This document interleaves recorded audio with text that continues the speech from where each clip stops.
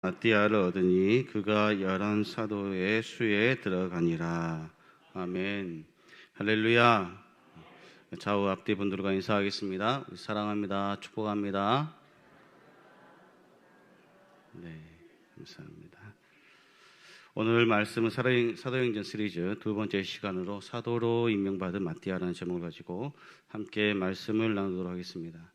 오늘 본문 말씀은 제자들이 감난산으로 가는 모습으로 시작하고 있습니다. 감난산은 감람나무가 많았기 때문에 붙여진 이름이고 해발 814m에 이르는 이 산은 예루살렘의 동쪽 기드론 시내가에 흐르는 여호사밧 골짜기 건너편에 자리 잡고 있는 산입니다. 그래서 겟세마네, 벳박의 베다니 등이 그 비탈에 위치해져 있습니다. 또한 4개의 봉우리로 이루어져 있고 식용기름과 약재 향료로 사용되는 감람류 짜는 감람 열매가 많이 열려서 감람산이라고 불리기도 하였습니다. 이 제자들이 감람원이라는 산으로 다시 간 이유가 무엇입니까? 예수님께서 자신들이 보는 앞에서 부활 승천하셔서 구름 속으로 사라지셨기 때문입니다. 예수님께서 하늘로 올라가시면서 우리에게 지상명령을 하셨습니다. 그것은 사도행 1장 8절 말씀에 오직 성령이 너에게 임하시면 너희가 권능을 받고 온 유대와 예루살렘과 온 유대와 사마리아와 땅끝까지 이르러 내 증인이 되리라 라고 말씀하셨습니다. 사실 이 말씀을 들었을 때 제자들은 성령이 무엇인지 몰랐고 또 성령이 오시면 무슨 일이 일어날 것인지에 대해서도 그들은 전혀 알지 못했습니다. 그러나 제자들은 예수님께서 성령을 보내주신다 하셨으니 그 성령이 오실 날을 기도함으로 기다렸습니다. 예수님의 승천은 예루살렘과 베다니 사이에 있는 산 동편 기슭에서 이루어졌습니다. 제자들이 감난산에서 예루살렘으로 간 이유는 예루살렘을 떠나지 말라는 예수님의 명령을 따라 제자들은 다른 곳을 가지 않고 모두 예루살렘으로 갔던 것입니다.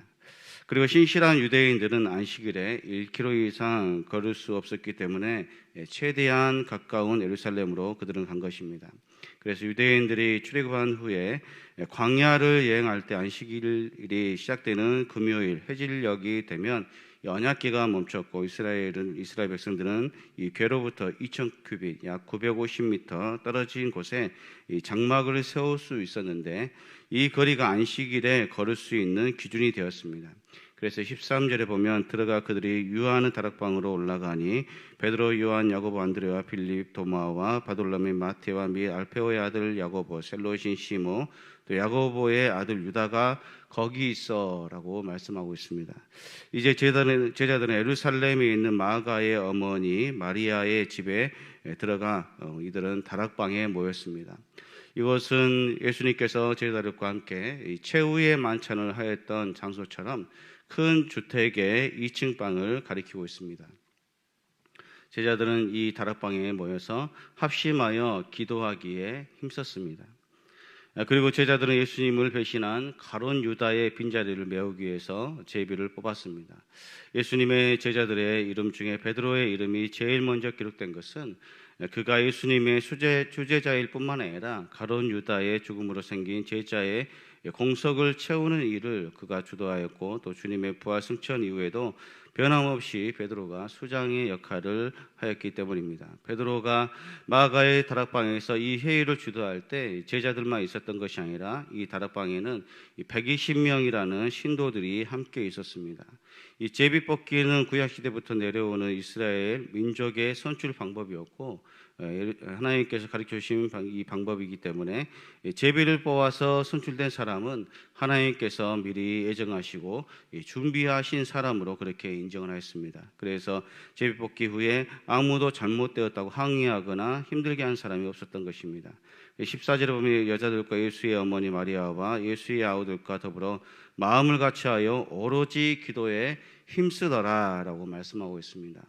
이 장소에는 여자들과 예수의 어머니 마리아 그리고 예수님의 동생들이 있었습니다. 이들은 가장 근거리에서 십자가의 순환을 지켜봤고 또 안식일이 지나자마자 예수님의 빈 무덤을 가장 먼저 찾아갔습니다. 이들은 막달라 마리아를 위시해서 살로메, 요한나, 수산나이었습니다. 누가에서는 그렇고 사도행전에서도 여인들을 남자들과 차별적으로 묘사하지 않고 있습니다.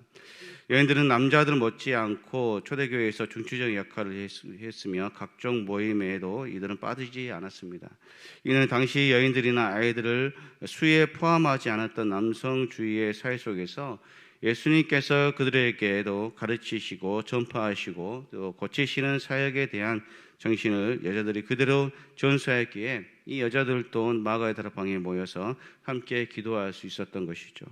그러나 그들은 투표권을 가질 수가 없었습니다. 여자들은 직접적인 참여보다 참관 정도 했을 것으로 추정되어집니다. 예수님의 공생의 기간 동안 그의 형제들은 예수님을 메시아로 또 믿지 않았습니다. 이들은 예수님을 미친 사람으로 취급하였고, 그러나 예수님께서 부활하셨을 때 참된 메시아라는 사실을 성령을 통해서 이들은 깨닫게 되었습니다. 그리고 이들은 함께 마음을 같이하여 오로지 기도에 힘썼습니다. 이 기도에 힘썼다는 것은 예수의 형제들과 가족들이 성령 오심을 간절하게 기다렸고 성령 받기를 또 기다렸다는 것입니다. 그리고 기도함으로 예수님께서 안 계신 상황을 믿음으로 이겨내기 위해 이들은 모여서 기도했던 것입니다. 기도하는 무리는 한둘이 아니라 본문에서는 120명이나 된다라고 말씀하고 있습니다. 그래서 15절에 보면 모인 무리의 수가 약 120명이나 되더라. 그때 베드로가 그 형제들 가운데 일어서서 이르되 형제들아, 성령이 다윗의 입을 통하여 예수 잡는 자들의 길잡이가 된 유다를 가리켜 미리 말씀하신 성경이 응하였으니 마땅하도다라고 말씀하고 있습니다. 본문에서 120이라는 숫자는 이스라엘의 임무에 관련된 숫자였습니다. 유대인의 법에 따르면 일개 회당의 자치회가 구성되려면 이 120명의 남자가 필요했습니다. 그래서 제자들은 이미 하나의 합법적인 공동체를 이루기에 충분한 사람들을 보유하고 있었습니다. 누가는 유대주의에 충실한 가운데 모든 것이 이루어지고 있다는 것을 이 본문을 통해서 알려주고 있습니다. 이제 베드로가 그 형제들 가운데 일어서서 이 베드로가 연설을 하기 시작합니다. 베드로가 앞에 나와서 연설할 때 그에게 권위를 인정하지 않는 사람은 없었습니다. 그리고 그는 제자 중에 한 사람이 스승을 팔았고 또 그가 죽였기 때문에 우리 중에 죽은 제자가 일했던 일을 맡아서 할 사람이 필요하다는 이유로 또 한 명의 제자를 선출하기로 하였던 것입니다. 그래서 베드로는 지금 마가의 다락방에 모인 사람들에게 예수님과 함께 하나님 나라의 복음을 전할 때 있었던 일을 설명을 하였습니다. 그것은 유다의 배신과 자살에 대한 사건이 하나님의 말씀을 이루기 위해서 그 일이 하나님의 계획에 따라 이루어진 일이다라고 베드로는 말을 하고 있습니다. 그리고 베드로는 우리 중에서 유다를 대신한 사람을 뽑아야 한다라고 말씀하고 있습니다. 그는 하나님의 구속의 계획을 이루기 위해서 사도로서의 빈자리를 그대로 둘 수 없었습니다. 그래서 모인 사람들의 의견에 따라 새로운 사도 한 명을 뽑기로 했던 것입니다. 17절의 말씀을 보면 이 사람은 본래 우리 수 가운데 참여하여 이 직무의 한 부분을 맡았던 자라라고 말씀하고 있습니다. 가룟 유다의 최후에 관한 내용은 이 마태복음 27장 3절에서 10절과 본문에서 그 내용이 나타나고 있습니다. 두 본문의 공통점은 유다가 비교적 빠른 시기에 끔찍한 모습으로 최후를 맞이하였다는 것과 또 그의 배반과 최후가 이미 성경에 기록된 예언의 성취라는 것입니다. 그래서 성령이 다윗의 입을 통하여 예언하신 성경이 이루어져야 했다는 것과 더 나아가 베드로는 유다의 자리를 다른 사람에 대체하는 것도 이 성경 예언의 성취로 보았던 것입니다. 그래서 당시 베드로와 함께 있었던 이 그리스도인들은 이 일이 마땅한 일로 여겨졌고 아무도 이유를 묻는 사람이 없었던 것입니다. 그래서 예수님의 12 제자 중 한 자리를 채우는 일은 영적으로도 매우 중요한 일이 아닐 수 없었습니다. 이 사도의 수가 12라는 것은 상징적인 의미를 가지고 있습니다. 그러므로 성령 강림에 앞서서 12사도가 먼저 회복되어야 했습니다. 그래서 이것은 성령이 강림하심으로 말미암아 이스라엘 백성들을 이제 구약 제도와 율법에서 해방이 되어 새로운 시대를 맞이할 준비를 하기 위함이었습니다. 그는 예수님을 배반함으로 또 사도직을 박탈당했기에 그 자리를 마띠아가 선출되어 대체되었습니다. 그렇다면 새로운 사도를 선출할 때 자격 조건이 되는 사람이 누구인가? 또 예수님의 공생의 기간부터 또 승천하실 때까지 계속했던 사람들이 그들의 사명은 예수님의 부활을 증거했는데, 이렇게 추천된 두 명은 바로 요셉과 마리아다라고 본문에서 말씀하고 있습니다. 18절에서 20절에 보면 우리 같이 한번 읽어보도록 하겠습니다. 시작. 이 사람이 불의의 싹수로 밭을 사고 후에 몸이 곤두박질하여 배가 터져 창자가 다 흘러나온지라. 이 일이 예루살렘에 사는 모든 사람에게 알려져 그들의 말로는 그 밭을 아겔다마라 하니 이는 피밭이라는 뜻이라. 시편에 기록되었으되 그의 거처를 황폐하게 하시며 거기 거하는 자가 없게 하소서 하였고, 또 일렀으되 그의 직분을 타인이 취하게 하소서 하였도다. 아멘. 베드로는 다락방에 모인 사람들에게 가룟 유다가 어떻게 죽었는지에 대해서 오늘 본문에서 18절 20절에 말씀하고 있습니다. 베드로가 이러한 사실을 말하고 있는 것은 어떻게 죽었는지, 죽음의 방법을 말하는 것이 아니라 이 죽음의 결과에 대해서 말하고 있습니다. 그래서 고고학자들이 발견한 바에 따르면 유다가 죽은 곳은 낭떠러지인데, 그 낭떠러지에서 나무에 매달려 죽어 아래로 떨어지면서 이 날카로운 바위에 부딪혀 배가 터져 창자가 흘러나왔을 것이다 라고 이렇게 주장하고 있습니다. 그러므로 마태는 유다의 죽음의 방법을 기술했고, 또 누가는 죽음의 비참한 결과를 기술한 것으로 생각해 볼 수 있습니다.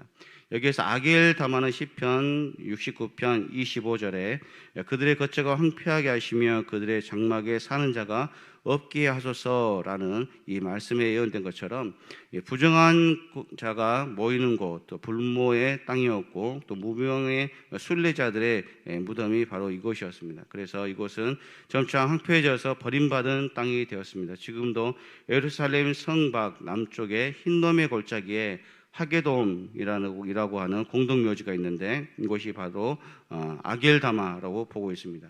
그래서 바로 이곳에 가룟 유다가 묻혔을 것으로 보고 있습니다. 여기서 거처라는 것은 유다가 구입한 밭을 말하고 있습니다. 이렇게 유다는 예수님의 제자임에도 불구하고 결국에는 자신의 영혼이 구원받지 못하는 불쌍한 종말을 맞이하고 말았습니다. 이러한 상황 가운데 예수님의 11 제자들은 유다의 빈자리를 어떻게 해야 될지 논의를 한 것입니다. 그리고 본문에서는 그 빈자리를 다시 선출하기로 하였던 것입니다.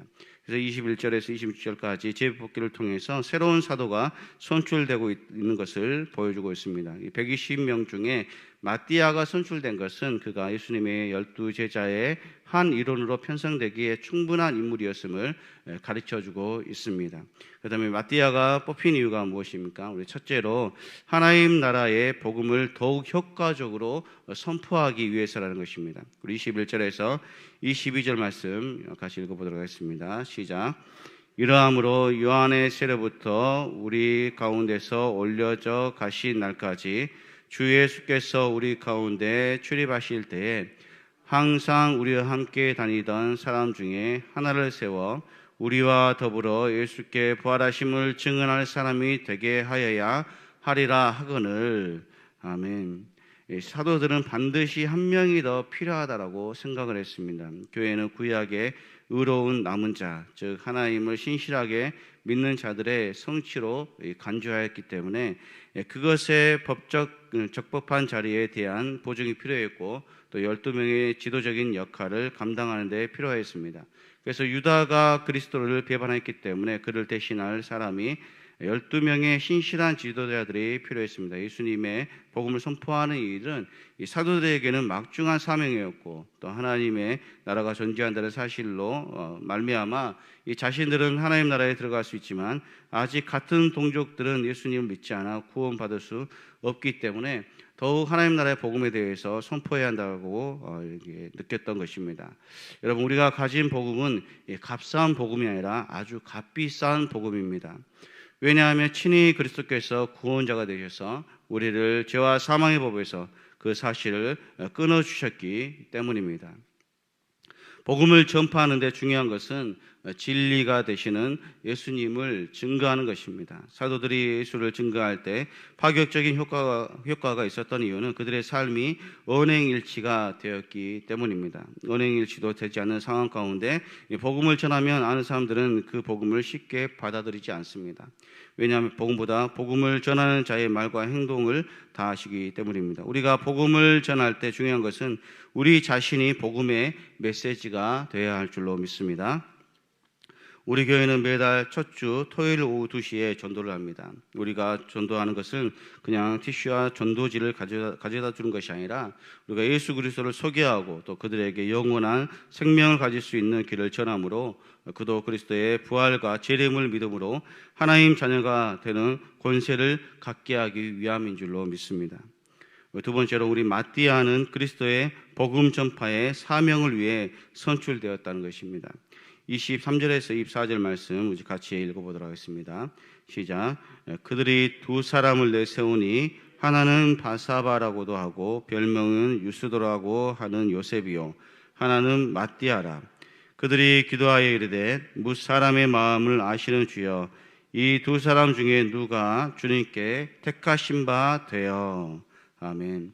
사도의 자격은 다음과 같습니다. 첫째는 그리스도의 지상 생애에서 늘 따라다니던 사람이라는 것이죠. 즉 주님을 추종하고 예수님의 지상 사역 기간 동안 이 제자들과 동행한 사람이어야 했습니다.